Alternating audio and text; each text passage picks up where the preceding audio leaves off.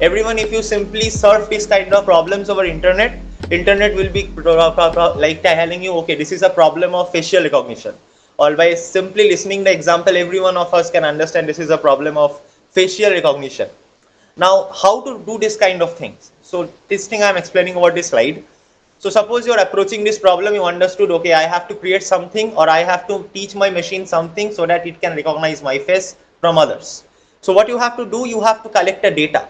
When you're approaching the baby, first you have to learn maths. When you are learning something, that means you're inputting data inside you. Same thing for the machine also. When you're approaching the machine to teach the machine something, you have to collect a sort of data. For an example, I am creating an example of facial recognition.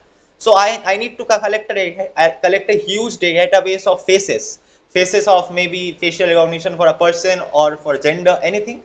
According to the problem statement, I have to collect a huge amount of the data. On that data is actually the knowledge based on which the machine will learn. At the very next stage is algorithm. We all know that algorithm is nothing else other than a procedure. A simple procedure like I have learned something and now I am teaching my baby mathematics. So obviously when I am approaching the baby, I will be not teaching the baby what do you mean by differential calculus or what is the formula of integral calculus. I will be starting from scratch. What do you mean by 1 plus 1, and then I will be increasing step by step in a proper planned and organized way. So that is an algorithm. There are lots of algorithms, models comes under machine learning and etc etc. I will be coming to deeper aspect of it. For in this particular instance, we will be telling the term to be algorithm. So we have to pick up a particular algorithm and just run an algorithm over the data. When your algorithm or whatever model you are using on the data, now okay, your machine starts learning.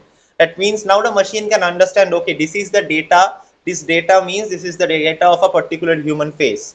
By the help of the procedure which you are running on the data, now your machine is start learning, okay, this is actually happening. Now after a lots of amount of learning steps, now your machine is ready after learning the all over your data.